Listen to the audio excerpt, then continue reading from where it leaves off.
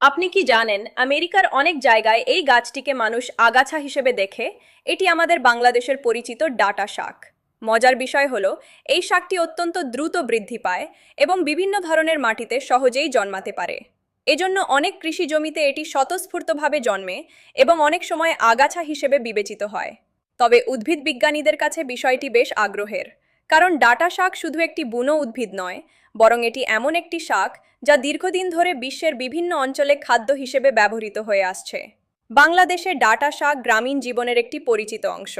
অনেকেই ভাজি, ভর্তা, ডাল কিংবা অন্যান্য সবজির সঙ্গে এটি রান্না করে থাকেন। বিশেষ করে বর্ষাকাল এবং গ্রীষ্মকালে এই শাক সহজেই পাওয়া যায়। পুষ্টিগত দিক থেকেও ডাটা শাক বেশ সমৃদ্ধ। এর পাতায় সাধারণত vitamin A, vitamin C, calcium, iron এবং বিভিন্ন অ্যান্টিঅক্সিডেন্ট উপাদান পাওয়া যায়। এছাড়া এতে খাদ্য আঁশও থাকে, যা সুষম খাদ্যের একটি গুরুত্বপূর্ণ অংশ। আরও একটি মজার তথ্য হলো, বিশ্বের অনেক দেশে বর্তমানে ফরেস্ট ফুড বা প্রকৃতিতে স্বাভাবিকভাবে জন্মানো খাদ্য উদ্ভিদ নিয়ে আগ্রহ বাড়ছে। যেসব গাছ একসময় শুধু আগাছা হিসেবে বিবেচিত হতো, সেগুলোর অনেকগুলো এখন পুষ্টিগুণের কারণে নতুন করে মূল্যায়িত হচ্ছে। প্রকৃতি আসলেই বিস্ময়কর। একই গাছ এক দেশে আগাছা আর অন্য দেশে পুষ্টিকর খাবার। কখনো কখনো আমাদের আশেপাশের সাধারণ গাছগুলোর মধ্যেই লুকিয়ে থাকে অসাধারণ গল্প।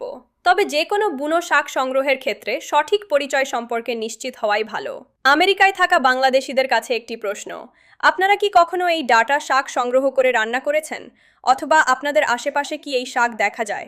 কমেন্টে জানাবেন।